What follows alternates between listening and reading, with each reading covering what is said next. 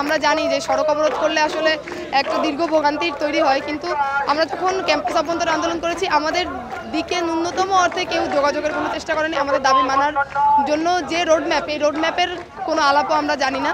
তো আমরা চাই অতি দ্রুত সময়ের মধ্যে আমাদের সাথে যোগাযোগ করা হোক এবং আমাদের যে 3 দফা দাবি আছে এই 3 দফা দাবি মেনে বরিশাল বিশ্ববিদ্যালয়ের যৌক্তিক সংস্কারের পথটাকে মসৃণ করা হোক। আমাদের বরিশাল বিশ্ববিদ্যালয় প্রায় 10,000 শিক্ষার্থী, 10,000 শিক্ষার্থীর মধ্যে আবাসনের ব্যবস্থা আছে শুধুমাত্র 2,000 শিক্ষার্থীর জন্য। প্রায় 8,000 শিক্ষার্থী আমাদের বিশ্ববিদ্যালয়ের বাইরেই থাকে। এখন এই 8,000 শিক্ষার্থী বিশ্ববিদ্যালয়ের বাইরে থাকে, তাদের আবাসন দিতে পারছেন আমাদের প্রশাসন। তারপরেও আমাদের যে 8,000 শিক্ষার্থী বিশ্ববিদ্যালয়ের বাইরে থাকে তাদের জন্য কোনো নিরাপদ পরিবহনের ব্যবস্থা নাই। আমাদের এই বিশ্ববিদ্যালয়ের শিক্ষার্থীদের জন্য যতটুকু আমাদের মিনিমাম বাসের প্রয়োজন সেই বাসের আমাদের কাছে নাই, সেই বাসটাও আমাদের কাছে নাই। এবং যে বাসগুলো আছে সেগুলো দেখা যাচ্ছে 20 বছর 25 বছর পুরানো বিআরটিসির ডাবল ডেকার বাস। গত 28 দিন যাবৎ আন্দোলন করতেছি এই আন্দোলন, এবং আজকে হচ্ছে 4র্থ দিনের মতো রাস্তা অবরোধ।